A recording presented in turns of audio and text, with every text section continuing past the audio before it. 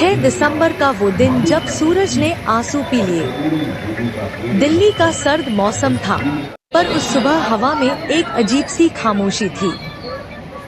26 Alipur road के छोटे से मकान में बाबा साहेब ने आखिरी सांस ली। पर हम जानते हैं सच क्या है। बाबा साहब मरे नहीं थे, वे थक गए थे, इसलिए आराम करना चाहते थे। एक अकेला इंसान सदियों की जंजीरें तोड़ते तोड़ते थक गया था। उन्होंने कभी शिकायत नहीं की। जब लोग कहते बाबा आप आराम कर लीजिए, तो वे हंसकर कहते मैं आराम तब करूंगा जब मेरा आखिरी दलित भाई बहन भी गरिमा के साथ जीने लगेगा। ने कहा वो उसकी अपनी राय है जिसकी पुष्टि नेशन न्यूज इंडिया नहीं करता। धन्यवाद। नेशन न्यूज इंडिया चैनल में आपका हार्दिक स्वागत है। और आ गए हैं हम 26 अलीपुर रोड, बाबा साहब का परिनिर्वाण स्थान। आज के ही दिन बाबा साहब डॉक्टर भीमराव अंबेडकर करोड़ों लोगों को आंखों में आंसू देकर चले गए और सारे लोग रोते विलखते हुए रह गए। आज उन्हीं को श्रद्धांजलि देने के लिए, पुष्पांजलि देने के लिए तांता लगा हुआ है 26 अलीपुर रोड पर। हमारे बीच समाज सेवी और समाज का दर्द सहन करने वाले विजय सिंह प्रेमी जी हैं।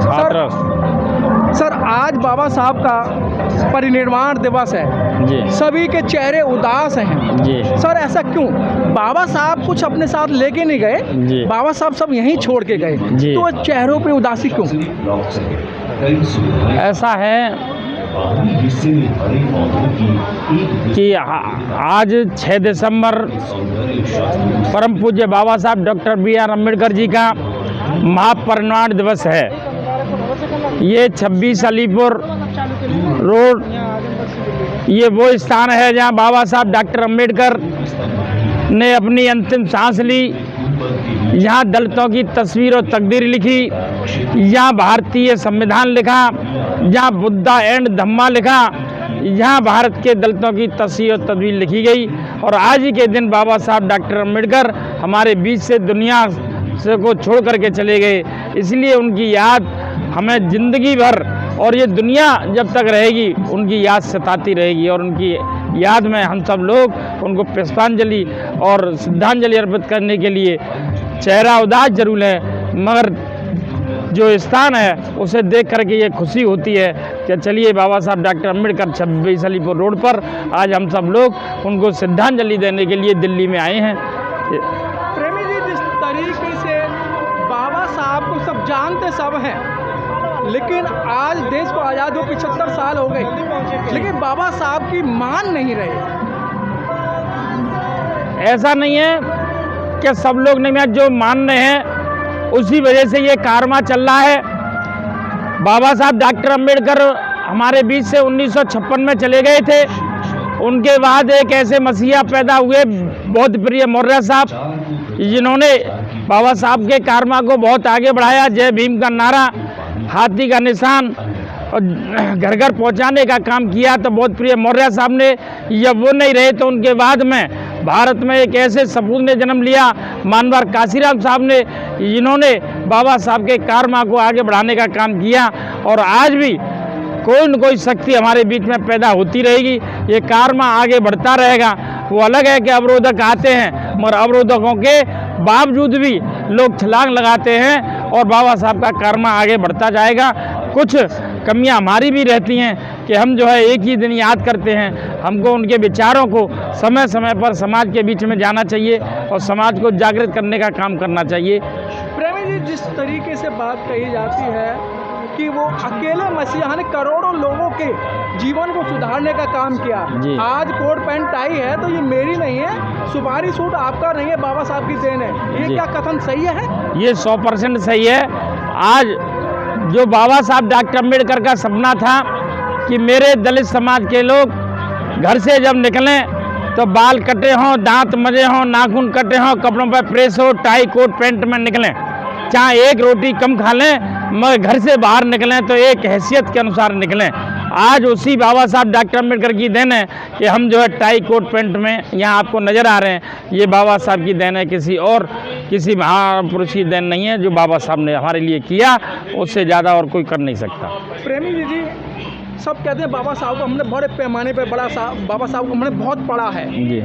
लेकिन मुझे लगता है कि जिस तरीके से 6 दिसंबर 1956 के बाद में 1970 तक बाबा साहब का जो कार्यकाल रहा, किसी नेता के पास इसकी हिस्ट्री नहीं है जी। लेकिन जब माननीय कांशीराम साहब ने बाबा साहब को पढ़ा और बाबा साहब की एक पुस्तक पढ़ के वो पागल हो गए जी। तो अभी जो संसार के लोग कह रहे हैं कि हमने बाबा साहब को पढ़ा है, क्या आप मानते हो उन्होंने बाबा साहब को नहीं, ये बाबा साहब को पढ़ा होता तो ये पूरा देश बौद्ध में हो जाता, पूरा समाज बौद्ध में हो जाता और पूरा समाज अम्बेडकरवादी हो जाता। मैं आपकी इस बात से सहमत हूँ। अभी हमारा समाज न बौद्ध में है न अम्बेडकरवादी बना है। और हम सब लोग इस जो पुस्तक लिखी, एक पुस्तक और भी थी चमचा युग, उसको मानवर कांशीराम साहब ने उजागर किया चमचा युग को। उस चमचा युग को भी लोगों ने सही तरीके से पढ़ा नहीं, और अगर पढ़ रहे होते तो चमचागिरी की आदत ही खत्म हो जाती। अच्छा प्रेमी जी, एक मेरा अहम क्वेश्चन बनता है यहाँ पर और मैं उस क्वेश्चन को करूँगा जरूर जी। सारे लोग मंच से ये कह रहे हैं संविधान खतरे में है जी। संविधान खतरे में, संविधान खतरे में है या लोगों की राजनीति खतरे में है? लोगों की राजनीति खतरे में है। संविधान पर कोई खतरा नहीं है, न खतरा कोई कर सकता। कोई माई का लाल ऐसा पैदा नहीं हुआ जो संविधान को खतरा पैदा कर दे। खतरा पैदा कर रहे हैं तो हमारे ही लोग कर रहे हैं आपस में। वो कैसे? हम लोग जब सामाजिक बात आती है तो हम एक मंच पे नहीं होते, अलग अलग ग्रुपों में बटे होते हैं, अलग अलग दलों में बटे होते हैं। दिलों से समझौता हम नहीं करते, दलों से कर लेते हैं। और जिस दिन हम दिलों से छोड़ करके दिलों से समझौता करेंगे तो उस समय इस देश की हक और हुकूमत हमारे हाथ में होगी। प्रेमी जी, आपको बहुत सारे लोग देख रहे हैं और आए दिन आप समाज के काम के लिए, चाहे हाथरस है, अलीगढ़ है, और अलीगढ़ क्या आप दिल्ली लें, आप पूरे उत्तर प्रदेश बुलंदशहर वगैरह के अंदर समाज को समझाने की बात करते हैं। और आपके पास तो वो ज्ञान है, भाषणों से मान जाओ, बातों से मान जाओ, नहीं आपके पास तो कविता का संग्रह, आपके पास तो गानों का संग्रह। तो प्रेमी जी, आज बाबा साहब का आज परिनिर्वाण दिवस है, बाबा साहब परिनिर्वाण दिवस पर 2 लाइनें गुनगुनाते हैं आप। देखिए, मैं हाथरस से हूँ तो हाथरस की भाषा में आपने मुझसे कहा, और हाथरस रस की नगरी है, हर आदमी रस ओढ़ना जानता है। और आपने 2 लाइन के लिए कहा तो मैं कहूँगा कि बाबा अम्बेडकर अब तो आ जाइए, कि बाबा अम्बेडकर अब तो आ जाइए, और आग घर घर लगी है बुझा जाइए। बाबा अम्बेडकर अब तो आ जाइए, हमको मिलजुल के रहना सिखा जाइए। बाबा अम्बेडकर अब तो आ जाइए। क्या सर लगता है कि आप ऐसे महापुरुष या ऐसे युग पुरुष का द्वारा आना हो? नहीं, हम तो महापुरुष नहीं हैं, हम तो बाबा साहब के चरणों की रजमस्तक भी नहीं हैं। हम तो उनकी रजमस्तक करने आते हैं और आप सब लोगों के इस बहाने से दर्शन हो जाते हैं, आप सब लोगों से मेल मिलाप हो जाता है। क्योंकि ये समय ऐसे होते हैं जहाँ सभी समाज इकट्ठा होता है और आप जैसी शख्सियत, आप जैसे महान व्यक्तित्व हमारे लोगों के बीच में आते हैं और उनके विचारों को आगे फैलाते हैं। मैं आपको भी बहुत बहुत बधाई दूंगा और बहुत बहुत साधुवाद करूंगा कि आपका भी बहुत बड़ा योगदान है इस कार्यशैली में। सर, क्या संदेश देना चाहते हैं? आज के दिन तो केवल पुष्पांजलि करेंगे बाबा साहब डॉक्टर अम्बेडकर को, और आज के दिन संदेश का वक्त नहीं है। आप सब लोग दे रहे हैं, ये सीधा चल रहा है, तो इससे बड़ा संदेश और कोई हो ही नहीं सकता। मैं कहूँगा कि मनोज पिप्पल जी कि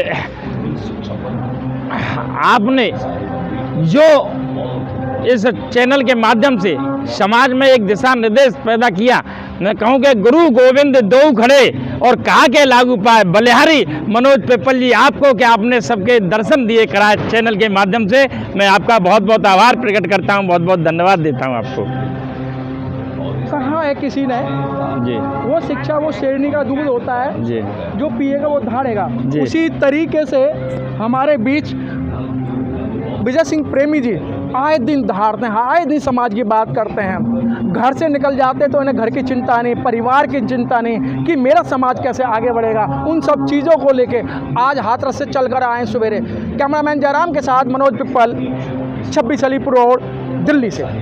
धन्यवाद सर।